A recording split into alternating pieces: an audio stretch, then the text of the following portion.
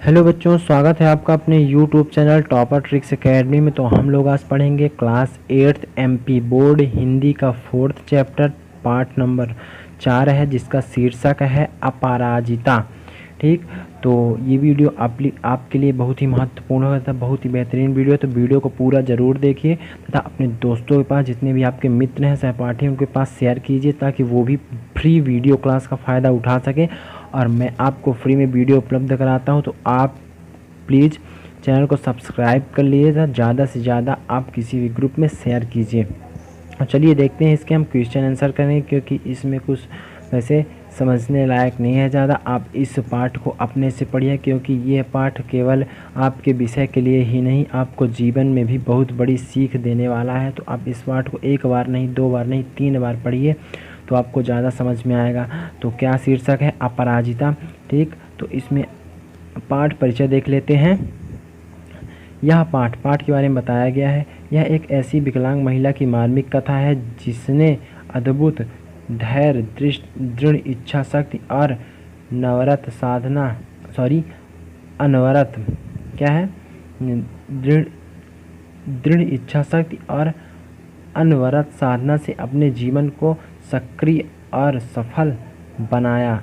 विषम परिस्थितियों में वह साहस पूर्वक आगे बढ़ती रही, विजय प्राप्त करती रही तथा अपराजित का क्या होता है? तो जो कभी ना हारी हो बनी रही, अपराजित बनी रही। अर्थात उनके जीवन में बहुत सारी कठिनाइयाँ आई, लेकिन वो तब भी हार कभी नहीं मानी और अपने लक्ष्य की ओर, सफलता की ओर निरंतर आगे बढ़ती रही। तो यह जीवन को एक बहुत ही बड़ी सीख देने वाला पाठ है। तो इसको आप ज़रूर पढ़िए, इसको छोड़िए ना। ठीक, अपने से। और आपको कोई भी दिक्कत होती है तो आप वीडियो में कमेंट करके बता सकते हैं, या कि आप मेरा व्हाट्सअप नंबर आपको नीचे दिखाई दे रहा होगा डिस्क्रिप्शन में, तो वहाँ भी आप बता सकते हैं व्हाट्सअप में। तो चलिए देखते हैं इसके क्वेश्चन आंसर क्या हैं। तो देखिए प्यारे बच्चों, आपके सामने ये रहा अभ्यास। तो अभ्यास में फर्स्ट नंबर है बोध प्रश्न। बोध प्रश्न का पहला प्रश्न है, निम्नलिखित शब्दों के अर्थ शब्दकोश से खोज कर लिखिए। तो चलिए लिखते हैं, इसके क्या अर्थ होते हैं। विलक्षण का मतलब क्या होता है? विलक्षण का मतलब होता है अद्भुत या अनोखा।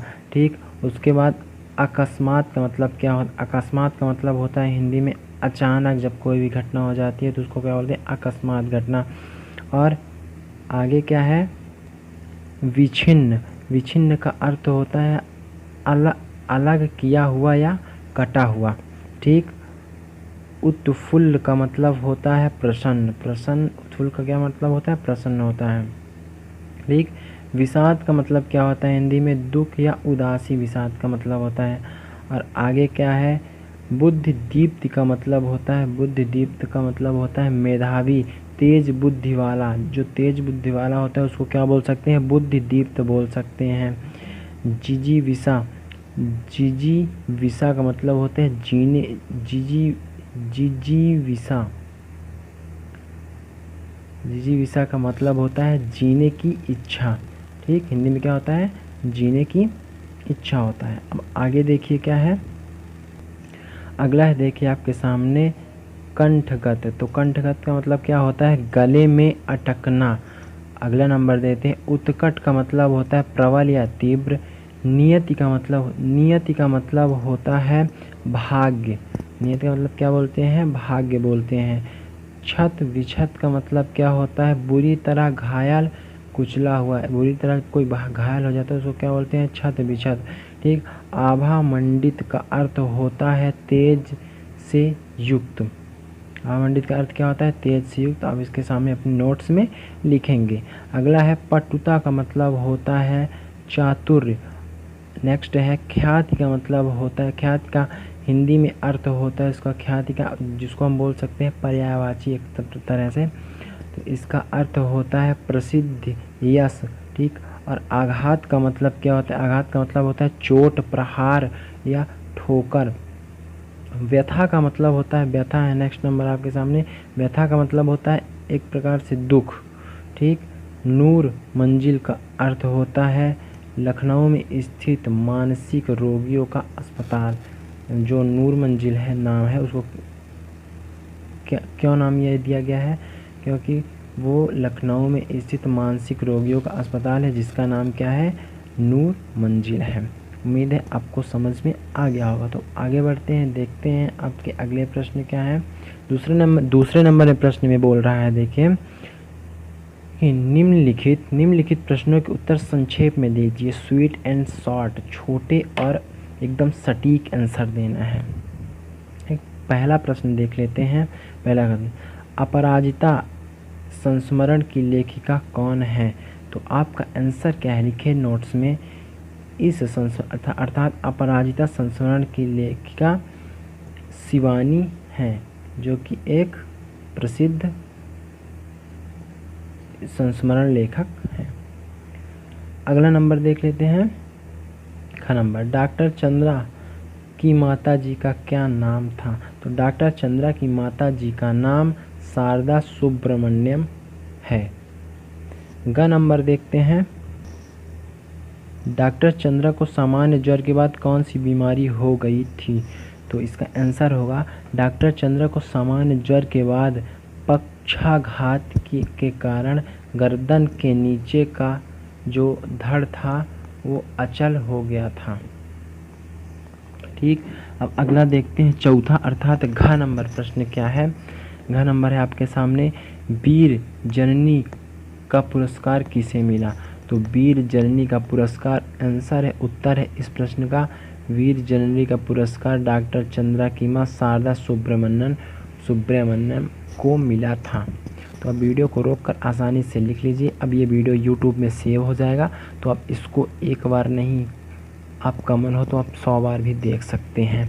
ठीक, तो चैनल को सब्सक्राइब कर लीजिए ताकि मैं कोई भी वीडियो अपलोड करता हूं तो आपके पास तक उसकी सूचना पहुंच जाए, नोटिफिकेशन पहुंच जाए कि वीडियो बन चुका है और उसको आप आसानी से देख सकें, कोई भी परेशानी ना हो। बढ़ते हैं आगे, देखते हैं थर्ड नंबर क्वेश्चन इस पार्ट का।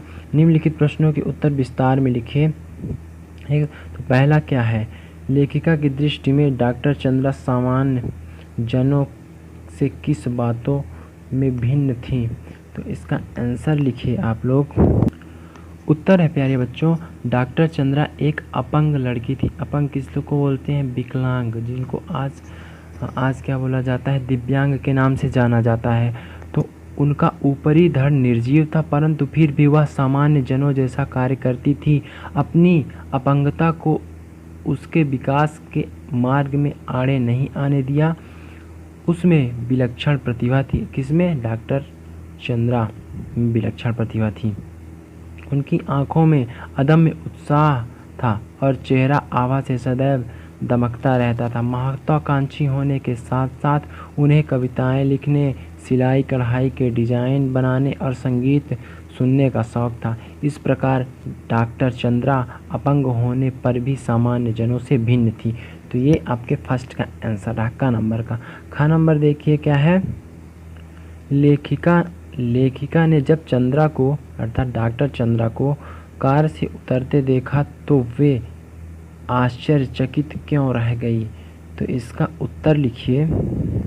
ख का आंसर ये रहा आपके सामने, लेखिका ने देखा कि कार का दरवाज़ा खुला और एक प्रौढ़ा ने उतरकर कार की पिछली सीट से एक व्हील चेयर, जिसमें मतलब जो भी विकलांग होता है, जो भी दिव्यांग होता है, पैरों से या भी उनके कोई भी धड़ काम नहीं करते, तो व्हील चेयर अर्थात उसमें पहिया लगा होता है, तो उसी में बैठ के उनको घुमाया जाता है बैठा के। तो व्हील चेयर निकाल कर सामने रख दी और कोठी के अंदर चली गई। वो जो महिला थी, बूढ़ी महिला। दूसरे ही क्षण धीरे धीरे बिना किसी सहारे के कार से एक युवती ने अपने निर्जीव धड़ को बड़ी दक्षता से नीचे उतारा। फिर बैसाखियों से ही चेयर पर पहुंच उसमें बैठ गई और बड़ी तटस्थता से उसे स्वयं चलाती कोठी के अंदर चली गई। वह युवती डॉक्टर चंद्रा थी, जिसे देखकर लेखिका आश्चर्यचकित रह गई थी, है ना। तो लेखिका ने देखा कि जिनका अंग नहीं काम कर रहा है, मतलब नीचे का अंग धड़ कोई भी काम नहीं कर रहा, फिर भी उनका साहस देखिए उनका, तो वो स्वयं ही अपना पूरा कार्य कर रही हैं, इसीलिए वो आश्चर्यचकित हो गई थी। अब देखते हैं फोर्थ नंबर क्वेश्चन, चौथा क्या बोल रहा है। चौथा नंबर प्रश्न है बच्चों, निम्नलिखित पंक्तियों का आशय स्पष्ट कीजिए। का नंबर है बित्ते भर की लड़की मुझे किसी देवांगना से कम नहीं लगती हैं। तो इसका आप उत्तर देखिए। उत्तर रहा ये आपके सामने। डॉक्टर चंद्रा ने भाग्य के दिए प्रत्येक कठोर आघात को बड़े ही अमानवीय धैर्य और साहस से झेला था। अल्पायु में ही इतने कष्टों को झेलने वाली वह लड़की किसी देवांगना से कम ना थी। तो ये आपके का आंसर रहा। खा नंबर देखिए क्या है। मैडम मैं चाहती हूँ कि कोई मुझे सामान्य सा भी सहारा ना दे। तो इसका आंसर देखिए क्या है। डॉक्टर चंद्रा एक स्वाभिमानी और स्वावलंबी लड़की थी, इसलिए वह लेखिका से कहती हैं कि मैं किसी का सामान्य सा भी सहारा लेना नहीं चाहती हूँ। स्वावलंबी का मतलब जो सारे अपने काम जो भी कार्य हैं वो स्वयं करे, किसी दूसरे के सहारे ना रहे, ठीक है, उसको बोलते हैं स्वावलंबी। और जीवन में हर आदमी को, हर व्यक्ति को स्वावलंबी होना चाहिए। खुद काम, अपना काम खुद ही करना चाहिए, अकर्ता नहीं बनना चाहिए, ठीक। तो ये पाठ आपको यही शिक्षा देता है, जीवन में कभी भी हार नहीं माननी चाहिए। तो अगला नंबर देखते हैं। ग नंबर। ग बोल रहा है चिकित्सा ने जो खोया वह विज्ञान ने पाया। तो इसका आशय क्या है, चलिए इसको स्पष्ट करते हैं। आंसर ये देखिए बच्चों आपके सामने है कि ग नंबर का, चंद्रा एक डॉक्टर बनना चाहती, जो अपंग युवती थी, लड़की जिसका नाम था चंद्रा, वो एक डॉक्टर बनना चाहती थी, परंतु शारीरिक अपंगता के कारण उनका शरीर क्या था, अपंग था, कोई भी कार्य नहीं कर सकता था, जो गर्दन से नीचे का भाग था। अपंगता के कारण परीक्षा में सर्वोच्च स्थान पाने पर भी उन्हें मेडिकल में प्रवेश नहीं मिला। तब उन्होंने माइक्रोबायोलॉजी में डॉक्टरेट किया। इस प्रकार चिकित्सा जगत को वह अपनी जो सेवाएं नहीं दे पाई वह उन्होंने विज्ञान जगत को दी। तो यही ये आपका ग नंबर का आशय रहा। तो इसके आप इसको अपने नोट्स में इसी तरह से लिख सकते हैं और अच्छे से समझ सकते हैं। अब घ नंबर देखते हैं क्या है। घ नंबर चौथा क्या है। बुद्धिदीप्त आँखों में अदम्य उत्साह, प्रतिफल प्रतीक्षण, भरपूर उत्कट जिजीविषा और फिर कैसी कैसी महत्वाकांक्षाएं, ठीक।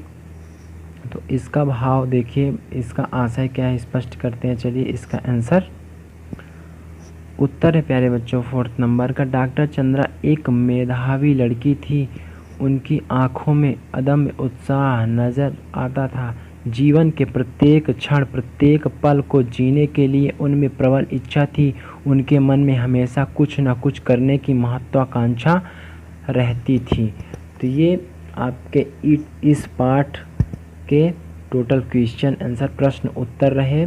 तो आगे भी जो आपके इस पाठ में दिया हुआ है व्याकरण है, हिंदी व्याकरण, तो हम उसके लिए अलग से वीडियो बना रहे हैं। संधि का वीडियो बन चुका है, आप जाके चैनल में देख सकते हैं और बहुत ही बेहतरीन वीडियो है वो संधि का। अगर जो वीडियो देख लेते हैं तो आपको जीवन में संधि भूलने वाली नहीं है। तो उम्मीद है आपको ये वीडियो भी अच्छा लगा होगा। तो इसको ज़्यादा से ज़्यादा शेयर कीजिए ताकि फ्री में अधिक से अधिक बच्चों को फ़ायदा मिल सके। और आप चैनल को सब्सक्राइब कर लीजिए क्योंकि आपको इस चैनल में बहुत ही फ़ायदा होने वाला है।